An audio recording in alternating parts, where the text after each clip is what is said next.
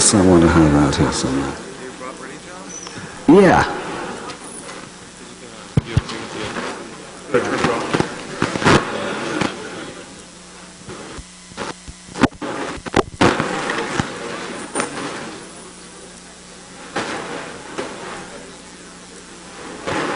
Let us gather for the next meeting.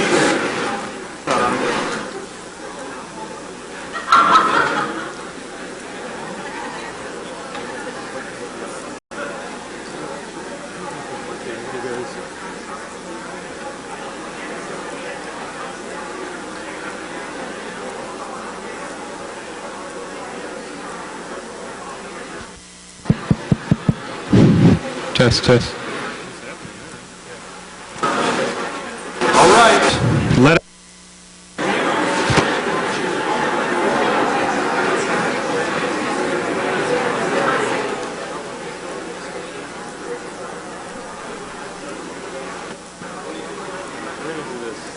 Turn yours off for a second.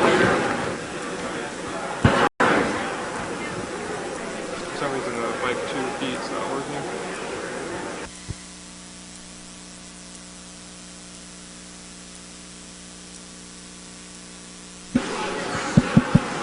test, test. Okay. Now it's working.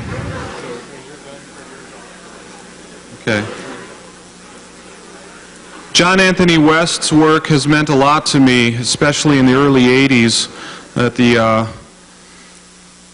beginning of my work, and to encounter his book, The Serpent in the Sky, was just an opening to this vast world of ancient mysteries that I barely knew was there. I was 18 years old, and The Serpent in the Sky was a great pioneering book, and John Anthony West is certainly well ahead of the curve and well ahead of his time. And here he is to share the next Feast of Wisdom with you, John Anthony West.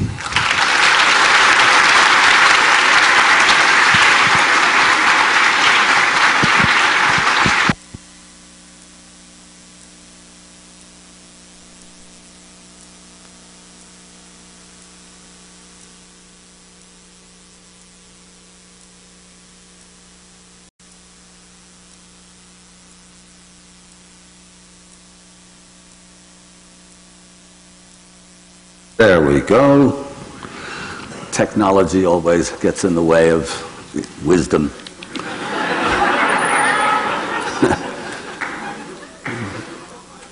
Okay, I would like to start. Let me see if my pointer, because I couldn't see this laser pointer in the back. Yeah, that's a better pointer. That is the vodka last night.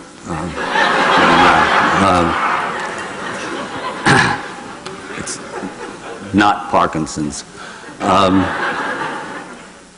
I'd like to start off actually to use an analogy. I love analogies about one of the reasons why it's so difficult to get our heads around the idea that ancient wisdom existed in the very distant past, a very sophisticated wisdom, and why we no longer have access to it and have to relearn it from scratch, as it were, even though it is sitting there hidden in plain view. And the analogy is to go with the cycles that we're familiar with and then go up to the cycle that we're not familiar with. So if you imagine a sentient being that lives for 1 minute during the day, if that 1 minute happens to be at midnight, that being would have no access to what a minute would be like at noon somewhere or another. And if it's raining, absolutely no idea of what a minute of sunlight would be at high noon. If we move up a cycle to the cycle of the year and imagine a sentient creature that lives 1 day, then that day happens to be in the middle of February, and it's still raining because that being lives in Wales, then that being would have virtually no idea of what a day in June in Southern California might be like. There'd be less traffic, but other than that, there'd be no idea whatsoever unless the knowledge came percolating down through myth and legend, and then that particular 1 day being, day man, let's say, or day woman, would probably not believe it and think that it was just fabulous stories concocted to make life sound better in the old days. So now we move up to the precessional cycle of, depending on how you calibrate it, I personally prefer the 25,920 year cycle, the Platonic year, and let's say that that being has a lifespan of, to round it off, 100 years. Well, if that 100 years takes place in the equivalent of February, and it's raining all the time, and it still lives in Wales, it can have no idea, or almost no idea, of what 100 years in June in California would be like. So when we plant that in our minds and understand that we're probably living somewhere around the equivalent of February in the great year, then it's very difficult for us to imagine that anything other than our form of knowledge or wisdom or whatever we call it ever existed. And in fact, when that problem is compounded by the only religion that really has a grip upon our intellects, and which I call the Church of Progress, that contends that we are the only, that anything before us was primitive, and we represent the high point of civilization with our hydrogen bombs and our cluster bombs and our depleted uranium and our bobblehead dolls and our Disneyland. Well, as long as that dogma is in place, it's very difficult to imagine that anything else ever existed, despite the myths and the legends that are readily available. They're all over the place. And then suddenly we get to something of this nature, the Great Sphinx. So what I'm going to do in my 45 minutes, yesterday actually we had a meeting of the speakers and everyone was complaining about the 45 minutes because most of us don't even exhale the first time until 45 minutes are over.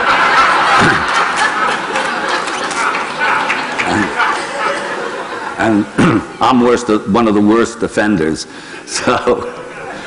So here we have our Sphinx, and what I'll do is just briefly run through the Sphinx theory, which probably represents, anyway, the most visual evidence that we have of a lost high civilization, and it's the easiest to comprehend. 10-year-olds can understand this, whereas when we get into the Mayan and the cosmology and the astrophysics and all of these things, it gets complicated, but the Sphinx, I like to think, anchors the whole business.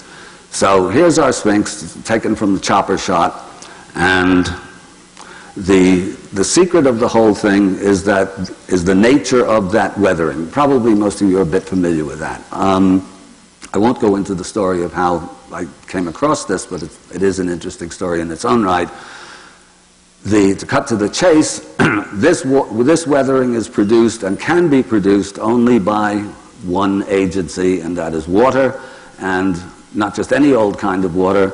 It's not standing water, it's running water. The plateau slopes up in this direction, and it comes down over the plateau, over the rear of the enclosure wall, and over this part, but not so much this part, of the retaining wall, because the water slides into what used to be a causeway here and bounces over this part of the wall. And that's the key, basically, to the whole, you might say the key to the whole lost civilization hypothesis, because for it to get weathered by water, it has to have been there when the water fell. And then it's a question, we debate this amongst ourselves, myself and Schock and Graham, all have somewhat different, we have different, let's say, favorites among the candidates for the dating. So this is still unresolved, and I'll tell you in a second why I take a still more extreme date than Schock or Graham take. In any event, it's water weathering. What happens is the water pours down over the wall, and it reacts with salts in the little fissures here. You see the vertical fissures. Those vertical fissures are the telltale mark that it's not standing water. In other words, the Sphinx isn't sitting in a great lion bath and getting weathered over the centuries. So, gee, it works. This is why it can't have been weathered by wind and sand, because if you don't, this is taken somewhere in 1890 or so, this old photograph. The head has all been repaired and filled in now. It doesn't look like that. But if you leave it for 15 or 20 years and don't sweep it out every couple of weeks, this is what you get.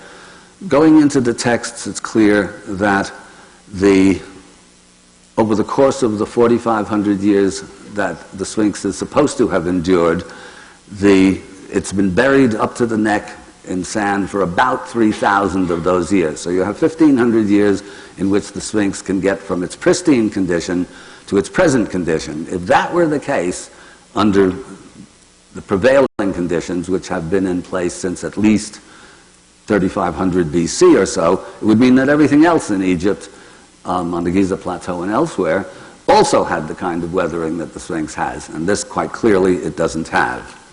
Again, virtually everything that I'm talking about now, each one of these pictures takes up normally 45 minutes. So consider yourselves lucky in a sense. Now, the Sphinx is supposed to be an image of the pharaoh Khafra, who has supposedly built it and supposedly built the second pyramid. Here's the profile of the Sphinx, and in 2 seconds you'll see the profile of Khafra himself. During the 80s, Mark Lehner, our loyal opposition, did a computer study in which he, with a relatively primitive computer, modeled the head of Khafra and then stuck it on the head of the Sphinx and said, voila, the Sphinx is Khafra after all. When we were doing our video, initially we wanted to use that identical methodology, except put Elvis's head on the top of the Sphinx and prove that the Sphinx was really Elvis. However, the Elvis Foundation wouldn't let us use the king in that particular context, which frankly I think he would have enjoyed. But anyway, so we had to make do with the chief forensic detective, the chief forensic artist of the New York Police Department, who came over there with us and did a study a comparative study of these two heads, and came out with this. So here we have the head of Khafra, there we have the head of the Sphinx. And you see the difference in the profile. The Sphinx's nose is shot off, but there are these points of reference, the corner of the eye to the chin, here the corner of the eye to the chin, here the vertical that goes down the whole profile, there the vertical that goes down the whole profile, here the actual profile of the Sphinx's face. Here you have an angle of 34 degrees, here you have an angle of 14 degrees, and Frank Domingo's conclusion was that no way would genius sculptors, and whoever created the Sphinx was a genius sculptor, and whoever created the head of Khafra was also a genius sculptor. In no way could these two faces be modeled upon the same individual. And then the subject gets even more complicated, because in profile in particular, this head of the Sphinx looks very African, and the head of Khafra certainly does not. And when Domingo came out with this, my criminal partner, now deceased, Boris Said, came out with a very funny line. He said, boy, for the academics, this is bad news and worse news. The bad news is that there was an Atlantis, and the worst news is they were black.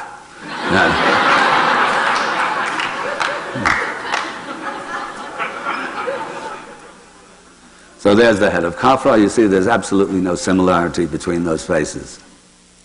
Now here we have a detail of the water weathering, and you get an idea of how absolutely extreme it is. This bit here, all filled in with mud brick, was actually filled in by the pharaoh Amenhotep III somewhere around 1400 BC, and it's supposed to be a drainage ditch cut by hand in order to take water off the plateau. But in 1300 BC, or whenever in dynastic Egypt, there is no water to speak of coming down off the plateau. This is about 6-7 feet, a trough 6-7 feet deep, and that has to have been formed by that rainwater that we were talking about before. Now the big question remaining is to somehow or another put precise data to this. I mean, all you can say at the moment is that a hell of a lot of rainwater takes over long periods of time to cut in a ditch 7 feet deep. At present, where we are with this theory is that we've been quibbled into a corner to a certain extent by the opposition. You haven't heard much about this in the last few years. Actually, under the surface, it's boiling along. And we're now planning on bringing, now through a miraculous set of circumstances, my bitter enemy, Zahi Hawass, has become, on a personal level, positively amicable. And we go out and have drinks together, and then in public we hammer each other with maces like medieval knights. But Zahi has more or less given me, verbally he said, if I put a panel together, what we want to do is get a panel of experts together to study only the water weathering. The dating can come later, but only the water weathering. And then the idea is we choose 3 geologists on our side, he chooses 3 geologists on his side. We go and spend 2 weeks or so on the Giza Plateau and duke it out, and at the end everyone writes papers and let the better man win, as it were. So we'll see if that happens or not. We're in the process of enlisting our geologists. At that point I go back to Zahi and see if he's as good as his word, and I believe he will be, and he'll pick 3 on his side, and off we go. So there we stand. I've got a good chunk of the funding put together in advance, pledged anyway. Pledged money is not the same as money in your hand, as many of you probably know. But anyway, that's what we're aiming for now. And with a bit of luck, we'll be over there next summer and maybe break through this, because I believe that if we can establish the water weathering once and for all, it will oblige at least a portion of what I call the quackademic community to acknowledge the validity of at least the hypothesis that there was an ancient lost advanced civilization, and from there we take it from there and see where that leads us. But the Sphinx, as I said, it's not that it's more important as evidence than a lot of the other material that you'll be hearing today, but what it is certainly is the most spectacular and the most visual. So once that's established, that's the at least in excuse me, at least in principle, the battering ram that breaks down the portcullis to the ivory tower. Now here we have typical wind and sand weathering. This is a structure called the Tomb of Devahan higher up on the plateau. You see that it's a totally different, let's see if this works, profile. God, I mastered this in just 1 minute. And you see that it's totally different. I mean, it's all scrubby looking and rough as opposed to those rounded profiles down here. Even up there, you see on this harder layer of stone that it retains the perfect verticality of its original batter, and totally different look. Now this is really the pièce de résistance, and it's one of those things where the opposition is useful. You have to learn to appreciate the opposition when in as sweet of the uses of adversity, as Shakespeare says, because initially when we presented this evidence back in '91, we hadn't taken the enclosure wall into sufficient consideration, and that's actually the real proof of the pudding. Because here we have, this is a harder member of stone here. You see it disappears under the softer layer called member 2, this is member 1. But this is the original straight line of the original enclosure wall. What happened was, in order to form the body of the Sphinx, as you saw, it's like sitting in a bathtub, they had to quarry the stone out from around here, which they did in huge chunks, we'll see in a second, and that became the temples here, and there's another one over here called the Valley Temple. So that's how they formed the core body of the Sphinx. But here's the original profile, and you see that the water weathering, it has been weathered back from the original profile. This is about 3 or 4 feet. Let's see if my slides are in order here. God, they are for a change. So here you see us walking up the ledge formed by member 1, and this is the amount of weathering. In other words, in these softer sections here, it's weathered back about 12 or 14 feet. Even here, it's weathered back 4 feet or thereabouts. So that's a hell of a lot of weathering to take place under any conditions, and this will be one of the main issues that we'll be addressing with our geo panel is, can you guys figure out, even in a ballpark, even a rough idea of what kind of conditions it would take to produce this extreme weathering, which almost doesn't exist anywhere in the world. One of the things Jacques and I want to do is to go looking around, in fact, ask people to send in if they have other examples of limestone weathered to this kinds of conditions, and what are the situations, what sites, etc. So we feel that we're maybe on the cusp of breaking through this. Now, over here, these are the paving stones. This is the Khafra pyramid, and these are the paving stones of the sort of area around it. And as you see, this woman is not 1 foot tall, and you see that standing next to these stones, these blocks are 6, 5, 6, 7 feet deep. When you get to the top of where this person is standing, and somehow that slide didn't get in this section here, but then you have these blocks, some of them are as much as 20 by 30 feet. So you have a block that's 20 by 30 feet and 6 or 7 feet deep. You got a big block of stone. And somehow they got these into place. When you go back in here, you can't get a razor blade in there. And so not only were they capable of doing something like this, which we almost wouldn't be. We can fly to the moon, so if it were important to us to do it, we probably could figure out a way, but we'd need very special machinery, and for some reason, the ancients did it, and the reason why they did it, we don't know, but we know it must have been damned important to them, otherwise they wouldn't have done it. They'd have done something else. Now here we have another piece of the evidence, another piece of the puzzle. This is this extraordinary Osirion. Over here is the temple of Abydos, built by the pharaoh Seti I around 1300 BC. This is another piece of the puzzle. We're not sure when this was built. Lots of complicated factors that come into it that I won't go into here, but this is an unbelievably powerful resonating place with these finely cut tremendous granite blocks that measure actually almost exactly 6 feet by 6 feet by 12 feet high, lined up with unbelievable precision. You look down the line of them and you just don't see a millimeter of difference in the way they're lined up. How they got there, when they got there, we just don't know. But again, something I have in my notes here that I forgot to say, and that is that when you come to Egypt in particular, but the other places as well, I've not been to Angkor Wat, but I have been to the cathedrals of Europe and so on. And here in America, we have almost no access to sacred architecture. So you have to take it on trust. But really, in a sense, you might say that Egypt is like sex. Why is Egypt like sex? It's because you can read all about it from now till doomsday, and you can even look at pretty pictures, but until you've experienced it, you don't know anything about it. Not really. Okay, more technology. This is a stone bowl. This is another one here in the Cairo Museum, and it's cut from a single piece of a very hard stone called schist, and the interior, the wall of this little vase, it's about 12 inches high, is about this thickness of the lip here. Now the question is, what kind of instrument can you use to get into this thing, produce this perfect geometric shape, and get it hollow on the inside? And there are other examples of this kind of work, even more extreme. There are a couple that are more or less like a flask in a chemistry lab, where it's got a round, basically a round ball-like base, and then a neck that goes up like this, thin. So this is, and these little jars come from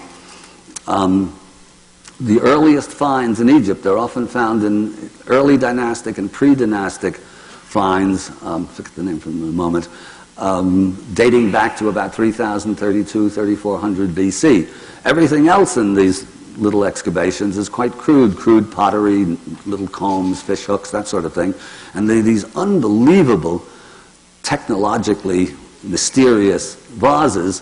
For what reason you would go to that much trouble to build such a vase, nobody knows. And we think that this may be a key to the puzzle. I don't know how you'd go about dating these things, but we think that these may be artifacts left over from that still earlier civilization where they were capable of building a sphinx and all of these other things. And here we are, again, this is brief overview. There's my criminal partner, Boris, swinging the digital sledgehammer. And what happens is that he hits a plate on the ground that drives a sound wave into the ground, and the readout, the geophysicist, it's like reading an underground X-ray. If you and I are not doctors, we look at an X-ray, all we see are blurs, but the doctor sees that it's this, that, and the other thing. So the geophysicist, looking at the readout, sees, because the sound wave, it'll go at a different velocity. When it hits sand, it'll be one velocity, water another, empty space still another, and it's still another. So from this readout, the geophysicist can determine more or less what's there. And these brownier areas here are cavities of some sort. Now over here, this one is a chamber. There's absolutely no doubt about it. There's a little block of stone at the very rump of the Sphinx, and if that block is pulled away, there's a rough cut chamber in there. For what reason, nobody knows. When it was cut, nobody knows. But it's a chamber, and it's about, roughly, let's say, 20 plus or so, and it's right under the surface. But over here, you see under the paw of the Sphinx, a more or less identical readout. And so this looks like a chamber to us as well. And as lots of you probably know, Edgar Cayce prophesied that at some point under the paw of the Sphinx, a chamber would be found with the records of Atlantis in it. Well, what did he call it? Hall of Records, now Hall of DVDs. And so everybody wants to know, when are we going to get in there? Has anyone been in there? There's the whole conspiracy theory that they've been in there and they're keeping it secret. I don't think they have. Zahi is just, he continues to believe at the moment that it is, it's a natural cave under the rock, or nothing at all, or a mistake by the seismograph. But the seismograph doesn't channel. Never been known yet a channeling seismograph. So we think it's there, but we can't address this if we resolve our water weathering question at that point. I feel actually that Zahi will turn around. Some of the other guys won't. They'll go down with the ship. But Zahi doesn't like being the bad guy, and I think if our water weathering evidence is sound enough, he will say, well, maybe we better look further into it, and at that point, maybe at some point, I got a chance to look down in there. However, it's going to be under the water table. The water level has risen over the years, so even putting a fiber optic camera down there might not resolve anything, but at least we would know if it's chamber or not. Anyway, now we get into the symbolist view of Egypt. And this is the basis of my work. My work, actually, when John very nicely said mine was sort of a groundbreaker for him and stuff, not really. I mean, I'm the big mouth. It's like Galileo and Copernicus. It's Copernicus who really discovered that the Earth went around the sun, but Galileo wasn't afraid of standing up there and making a lot of noise. So in my case, it's Schwaller de Lubitsch, the genius with the unpronounceable name, who developed this whole extraordinary symbolist view of Egypt. It was he, Schwaller, who noted first that the Sphinx was watered by weather and not by wind and sand. I just did the research to demonstrate that that was so. And this is the Temple of Luxor seen from a top view. Again, this will be a hopelessly truncated version of the symbolist view. But in a nutshell, what the symbolist view showed was that Egypt was not a superstitious, magnificently technologically accomplished, but primitive vision of the earth that led to Greece, and it was Greece that led to us, etc., etc. And the key to it was his Temple of Luxor, which he recognized as a study in harmony and proportion, which is supposedly the invention of Pythagoras, but produced more or less 1,000 years before Pythagoras, and by extension, if they could do this in 1300 BC, they could do it in 2700 BC too, or 3000 BC, and so on. So this is just, again, much too swift, but a harmonic breakdown of this. Schwaller discovered that it was designed, its main articulations are precisely cut to the proportions of the male human skeleton, and here's the skeleton superimposed upon it. The skeleton was prepared independently, not made to fit not cutting off toes to fit the temple shoe, as it were. And it all fits in, and it employs the harmonic scale, it employs the golden section, it employs phi, it employs all sorts of other things, all sorts of other sophisticated mathematical proportions and constants and so on. Here, another one. Now we're getting into cosmology. All of this strange stuff, most of this is funerary, are funerary representations. And this is just a very, very brief run through a demonstration of the Egyptian cosmology, which turns out to be, when you tell the same story in mathematics, it becomes astrophysics.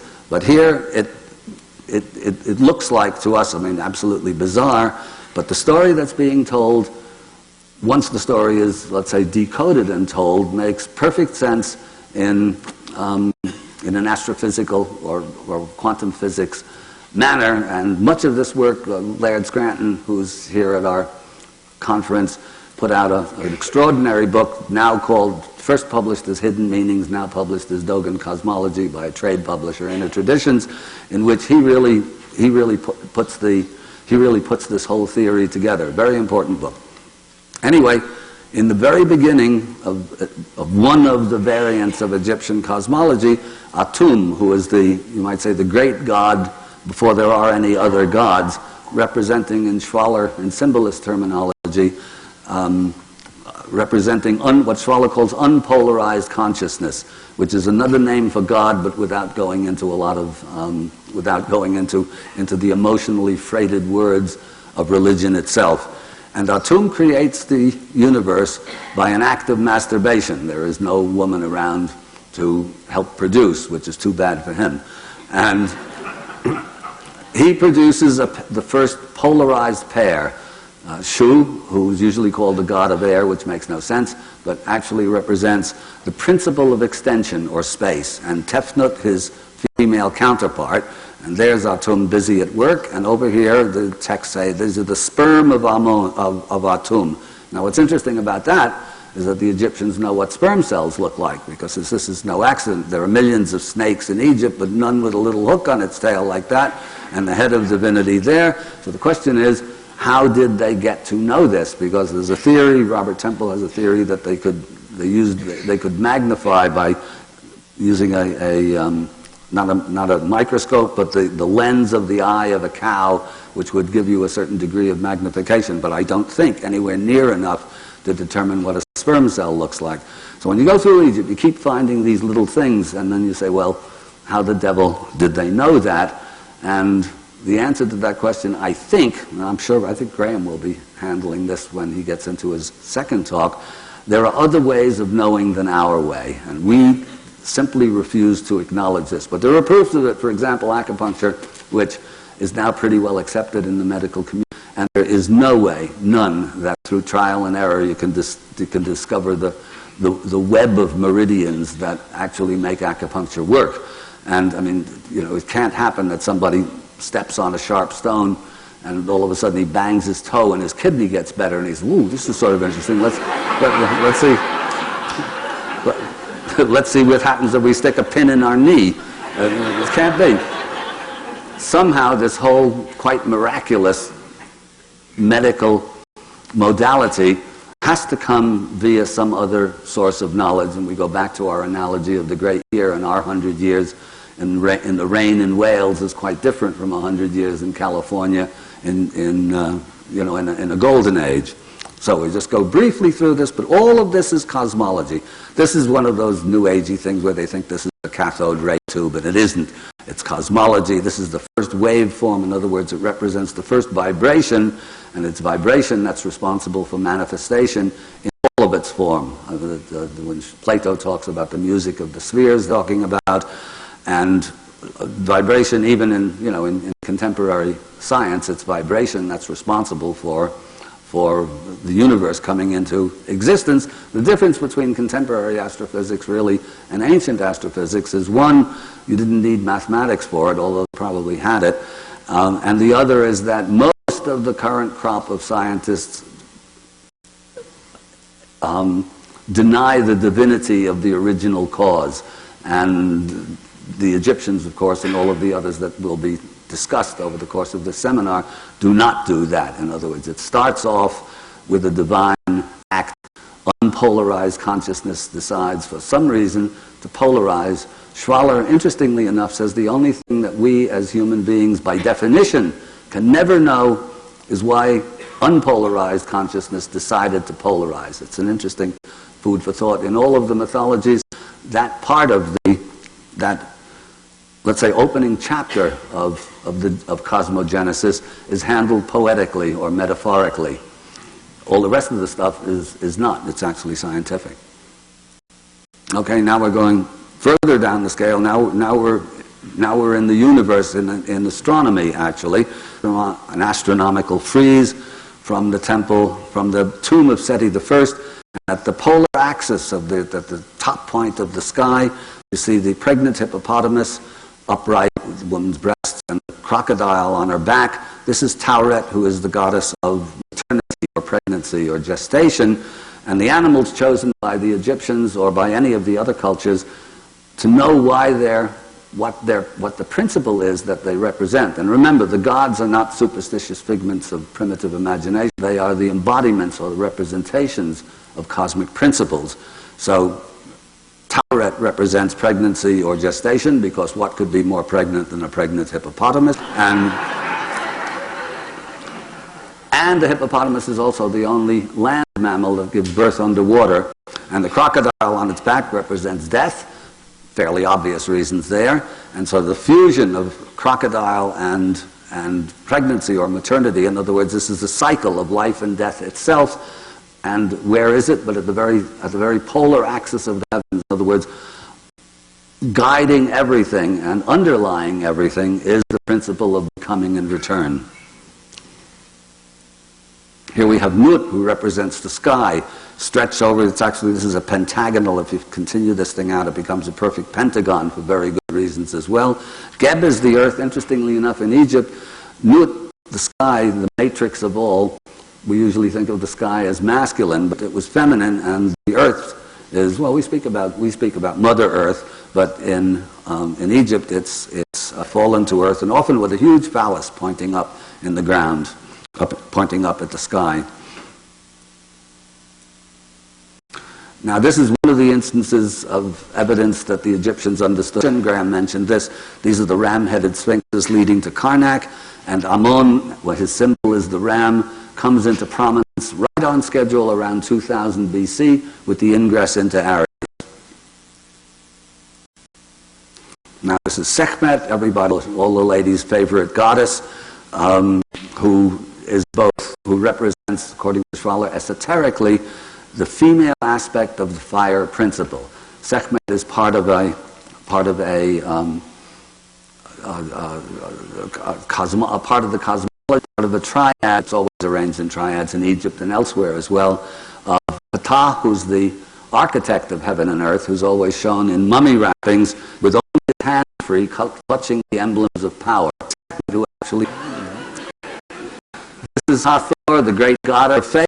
This came a lot of over the course of my own studies, have come from, and it's very interesting, have come from people on my trip. They get clued in, all of a sudden people notice things, and this is Hathor, the great god of face. This came a lot of over the course of my own studies, have come from, and it's very interesting, have come from people on my trip. They get clued in, all of a sudden people notice things, and I'll say, I don't know what the hell this means, and someone comes up with the answer, and it's right. And this is one of the rewarding things about the many trips. And I wondered about this race with the triangles being in the cow ears, and a woman on one of my trips said, oh, well, that's a uterus. And I went and I got a book, and sure enough, and then another woman said, well, it's a uterus, and I got a book. Sure enough, dramatically drawn, a uterus looked exactly like a cow's skull, and cow gives nurture, so it's a perfect symbol for the mother of all who know the universe. And Hathor's name, house, or the domicile of Horus, one of the myths gives the sort of the human Horus, the one that found out at a there was a boy who said this, and it's listed by the Oprah's item. This is about these Oprah's item. This is about these died. So the Hindu we have that the hell didn't of by the fact that the hell didn't of by the by the aspect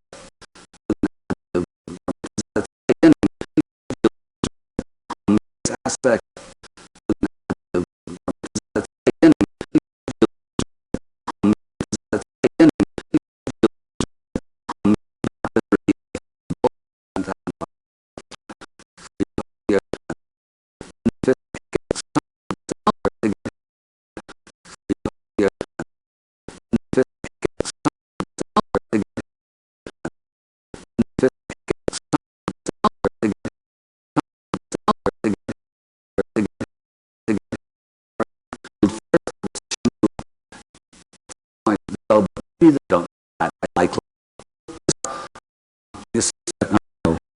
look at ruin, the only 70 consequence. Bill, well, your friend. Look at ruin, the only 70 consequence. Bill, well, your friend. This is 27 design of mystification. Supposed to be played. This is 27 design of mystification. Supposed to be played. This is 27 design of mystification. Supposed to be played by you see, and now we're in he just finally to by